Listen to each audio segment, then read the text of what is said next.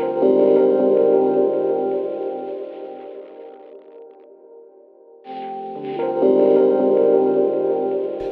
a 28-acre site with meat, honey, fruit, eggs, veg, and is also part of a cooperative down there. So hopefully he's going to tell us all about how he got set up, how it's difficult, and how one can make a success of it. Mark. Thank you. I have here some lovely slides to show you. It's not a slide-based talk, but I'm going to play them anyway, and occasionally you'll get a glimpse of my farm. When the sun goes in out here, you can see the occasional picture. So I'll play them anyway. The whole of the slides are all about how we built our house. And you can and it's all very pretty, but it's irrelevant if you can't see them. Okay? So I'm just going to press play. And tell you a bit about how we came about this lovely piece of land. We have 28 acres of glorious Dorset countryside. My partner and I and my two children, 5 years ago, we had absolutely no knowledge whatsoever about living on the land, making a living from the land, farming, or anything. I'm a shiatsu practitioner, and so is my partner, and I'm a carpenter. That's my background. And some while ago, it dawned on us, as I'm sure it's dawning on all of you, that the way the world is going really doesn't have much of a future if it continues along this track. So we thought the only thing we can do is put our money where our mouth is and try and do something completely different. So we sold. We were fortunate to have a small house, and we sold it with a view to buying a piece of land. And we rented a flat for a while and thought in 3 or 4 months' time we'd be buying this lovely piece of land and getting on with it. It took us 5 years of going to auctions, being disappointed, looking at land which was unproductive, looking at land that was inappropriate. 5 years of heartache, and we hadn't even started. In the meantime, we went on a few courses and thought, okay, when the time comes, we'll be prepared. We are members of a co-op down in Bridport, which is called the Peasants Evolution Producers Co-op, and it's a whole load of people that are doing small-scale farming and making a living from the land. And we joined them before we even had the land to go and give our time, when we had spare time, go and learn a bit from other people who were already doing it. And on the day of the auction that eventually we got our land, we decided not to go because we were scared that we might actually get this piece of land and we might actually have to do the work that we'd seen other people do. As a shiatsu practitioner, I have fixed backs and knees and shoulders of all the peasants in our locality who continually break their bodies by living a low-impact life. Most of them don't use machinery, and that was our ideal as well. We're just going to use our bodies, and we're going to do everything by that. And that was a dream. The reality is, we turned up at this auction having said we weren't going to go, and we bid on a beautiful piece of land that we bought, and the very next day we went to take over this piece of land, which was just a piece of land, and the farmer said to us, "Would you like the livestock?" We said no, because we haven't got any more money. And he said, "No, I'd like you to have it because it's part of the farm management system." There were 20 sheep, 20 ewes, and 4 cows, Dexters and Welsh mountain sheep. And he said, "I've been working with these particular animals for a long time. They manage the land well. Would you like them?" And we said no, because we don't really know what to do with them. And he said, "I will spend a day with you, I will teach you, and they're yours." that was a good day. That was a good, fun day. And we learned a lot. He said, ask me any questions you like. And my only thing was, I don't know what questions to ask you. I don't know what's relevant. I don't know what's going to happen. I have no experience to even ask the question, let alone know what to do. And he said, good luck. And he walked away. And we were left with 28 acres, not knowing anything about farming, and we started on that day. We went from being dreamers, which is essentially what we were, to diggers. And it's the same transition as when you have your first child. You have no idea what's going to happen. You only know that there's a chance that it might be quite hard work. And that is an understatement. The learning curve was vertical. We had learning curve vertigo. It was the most shocking experience of my entire life, was to have a piece of land and have to honour that piece of land and take care of it and nurture it and put it in a better state than we were given. It was the most frightening thing that had ever happened to me. And that's not that I would like to discourage anyone from doing it, but it's a shock. It's a real shock. It was a shock to my system. And we got on with it, because you do. You find ill animals, you deal with it. You find dead animals, you deal with it. We came on my son's birthday, the first birthday that we had the farm. We came to check the animals in the morning, and my son spotted something that looked quite odd, that looked out of the ordinary. One of the ewes was missing, so we went looking for her, and there she was under a bush with her twins. And we realised that we were just about to go into lambing, which was not supposed to happen. So for the next 2 months, we lambed all over the place, in fields, in hedgerows. We had no idea, we had no system at all, and we were living 5 miles away. So we were driving, we cycled twice, and it was exhausting. And so we drove 2-3 times a day. In the end, we lived in the hay barn. We just moved into the hay barn. I thought, we've got to be here to lamb. That was exciting, but it wasn't practical and it wasn't particularly sustainable. Our whole ethos was sustainability and low impact. Living 5 miles away, even 5 miles away, the amount of fuel that we were using, the amount of energy we were using, the number of traffic jams we sat in wasn't sustainable. So we knew we had to do something differently. Fortunately, we, as a part of this cooperative, one of the members makes biodiesel. So our journeys to and from the farm, we felt a little easier about, because we run our van on biodiesel. But in a very short year, we realised that we were going under very, very, very quickly. It's not a sustainable way of farming, and we decided to put up a house. We knew other people, other co-op members who had put up their own houses. We helped build them. And so we thought, okay, we're just going to go for it. We're not going to apply for planning permission. We're going to live on the land, and we'll just take things as they come. We built a house in a friend's barn in pieces, and one Easter weekend we put up this house. These are the photos of that weekend, and this was the lot. We wanted, like one of the previous speakers said about Gandhi, be the change.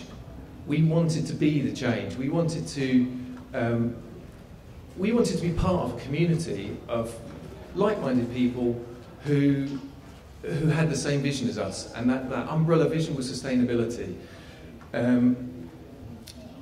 And I personally think the only way that you can have a sustainable world is with community. There is no other way. we are all completely interdependent. People have said to us, "Oh, it's fantastic what you've done. You've got all your land and you've got your thing. You'll be all right when it all goes down." If one part of it goes down, we all go down. And by being, we were looked upon as self-sufficient. You're self-sufficient. No, we're not. We're dependent on everybody around us. Our aim is not to be self-sufficient. It's to be part of a network that I feel myself, and being part of it for a number of years now, is actually growing. I know there's a lot of doom and gloom. There's a lot of what's going on in the wider world, but at a grassroots level, I do feel that community is growing, and that community is about sustainability. That is our umbrella. If we don't do things sustainably, we all go down. It's obvious. Anyway, back to the farm. We built a house, and one weekend we put it up, and we decided to do it over Easter weekend because it was a very long weekend where the planners are all on holiday. And we figured that they'd be going home from work on sort of Thursday lunchtime. They're probably knocking off, and they won't be back till Tuesday morning, long weekend. We've got 4.5 days. If we can put up our house in 4.5 days and move in, then we can't get a stop notice. Now, I don't know how much any of you know about planning. If you do something without permission and you get a stop notice, that's it. You stop. If you don't, you can then face criminal proceedings.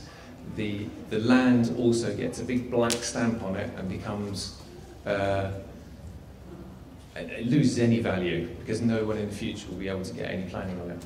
So Easter weekend, we had told loads of our friends and all the other people in the co-op, other people that we knew, that we were doing this, and that if they wanted to come and help, they're more than welcome. We put up a polytunnel. We already had a polytunnel, and a friend of ours ran a cafe in the polytunnel. So there was food for the weekend, and just come along and pitch up a tent and have a barn raising. We didn't know how many people would turn up. It might be 2, it might be 50. We had no idea at all. We just knew we had to get this house up in 4 days. This is a record of that, which is a bit sad that you can't see it, but you might see the odd picture. Because everybody that came on that weekend said, this is the world that I want to live in, where people come together to build something for love. It's not, nobody came and got paid. They came and they built our house out of love and a sense of community. I've subsequently helped others build their barns and build their houses, and they helped me. It was a fantastic experience. Really, really filled me with that sense. Yes, there is a possibility that we can all make the world that we want to make, and the only way we can do that is making connections. And our house is up. We live completely off grid, or we did up until 2 weeks ago. We have solar, and we have a small biodiesel generator.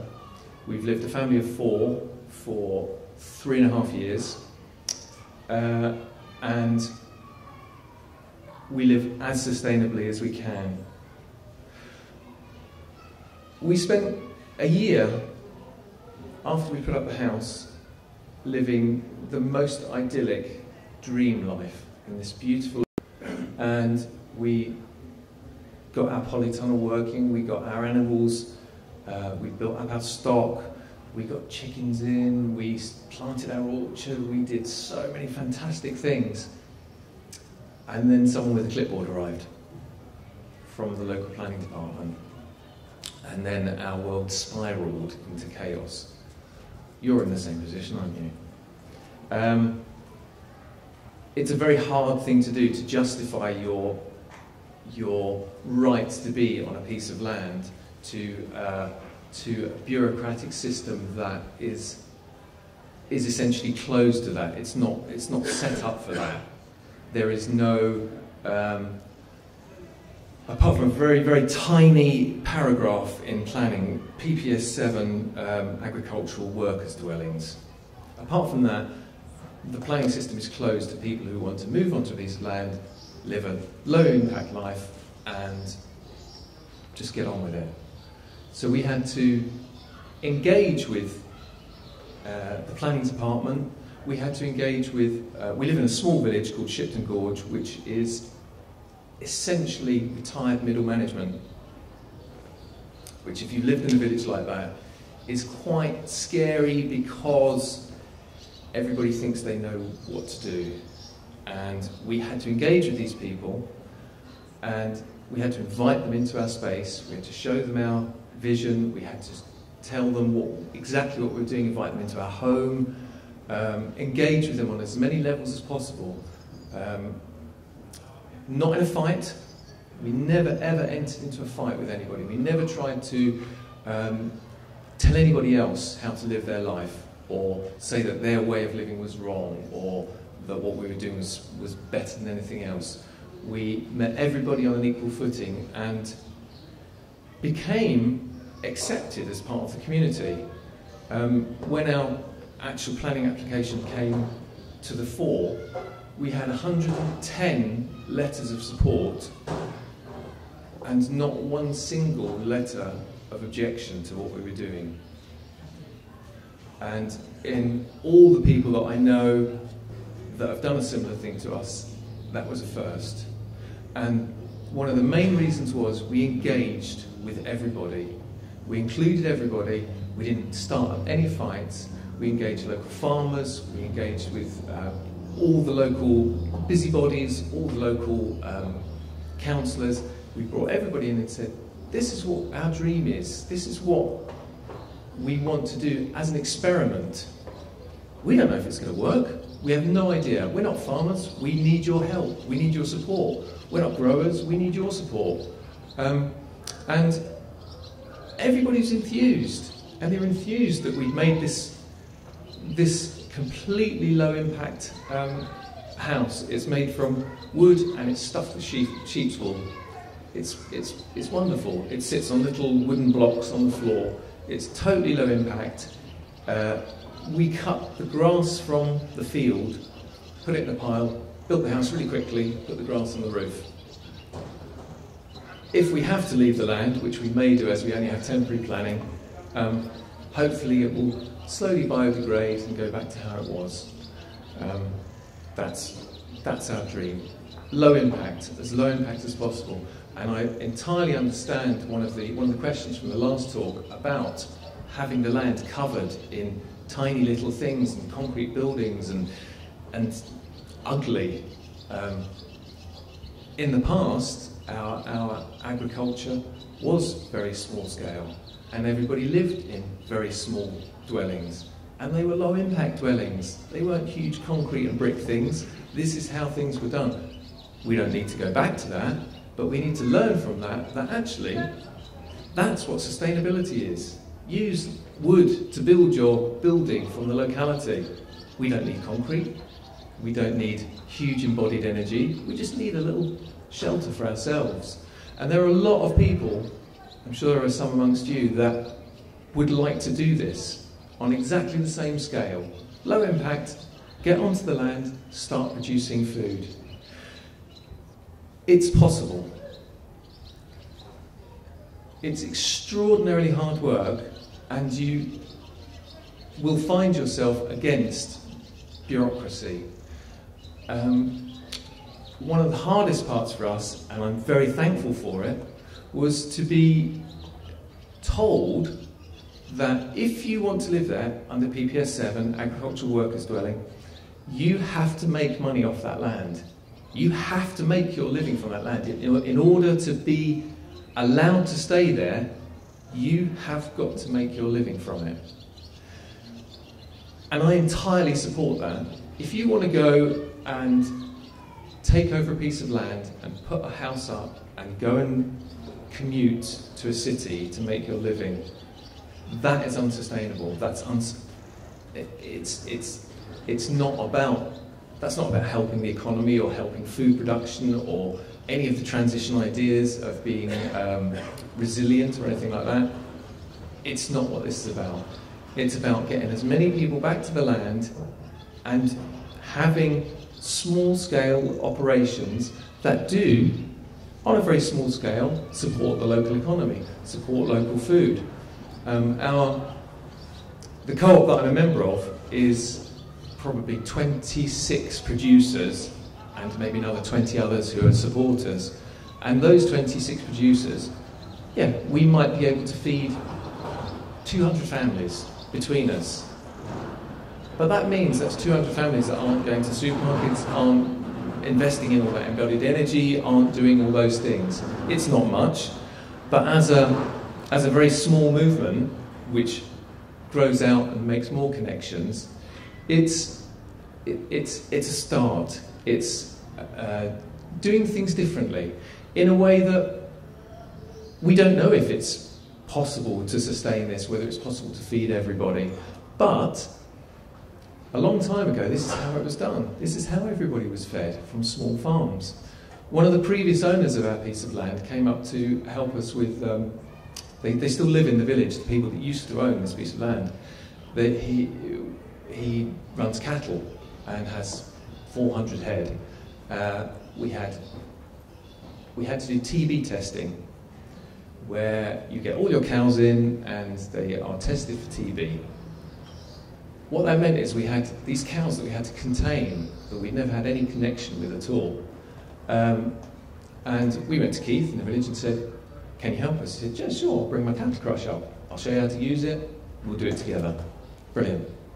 So he brought his machine up, we ran our cows through it, we did our TB test, and he said, "Do you know, this is reminiscent of my childhood.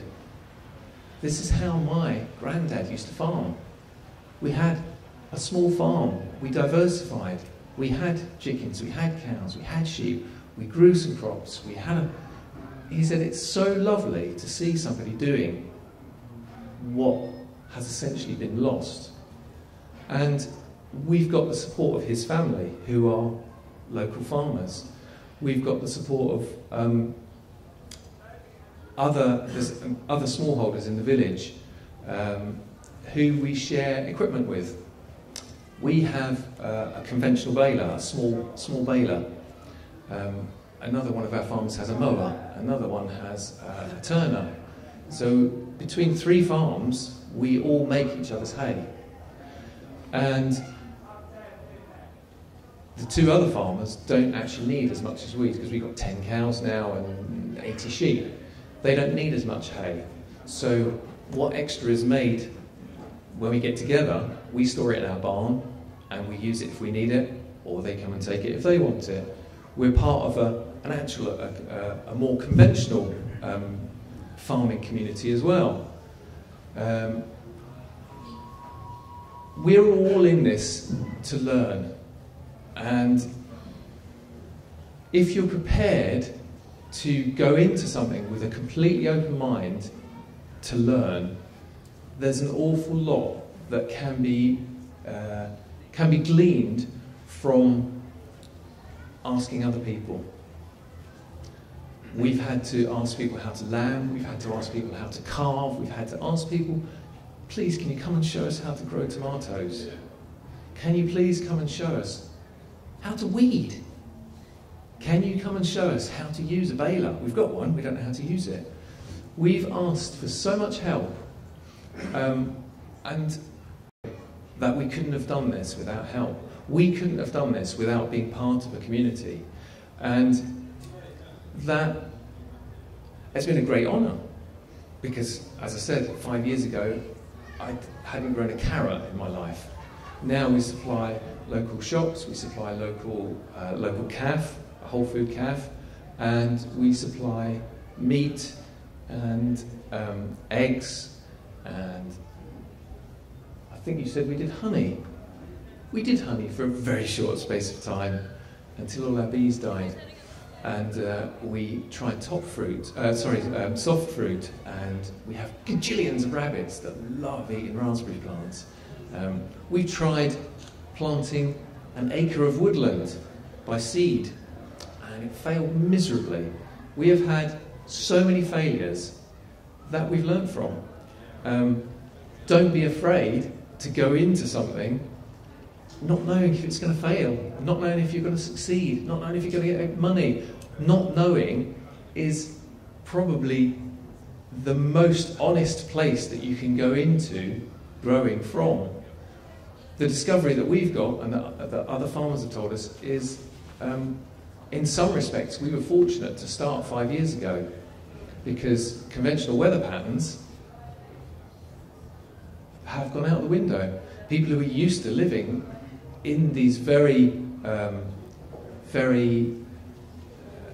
predictable cycles are now having to cope with incredibly hot March, incredibly hot spring, followed by a deluge of rain, followed by nothing, followed by hailstorms in May, followed by...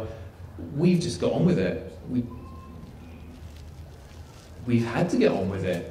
We haven't known usual cycles, and we've adapted in a way that has been very easy because we've just had to do it. Our polytunnel hasn't done very well this year. Hopefully it will do better next year. Diversification has been a huge part. We came into it, my partner was a vegan, I was a vegetarian, and on day 1 we took over animals. On day 97 we killed quite a lot of animals. Very, very hard lifestyle to choose, having livestock. But, as Patrick was saying, having sheep, having cows, they are our fertilisers. They live out year round because we've got hardy animals, we've got traditional breeds.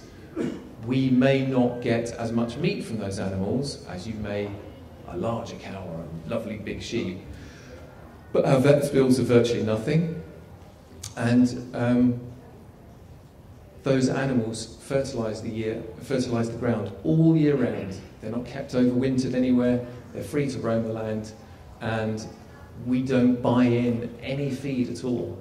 We don't buy in any feed. We have our own hay, we have a little bit of hay from our farmer friends, and we've chosen to do that and not keep pigs, again because of having to buy in food.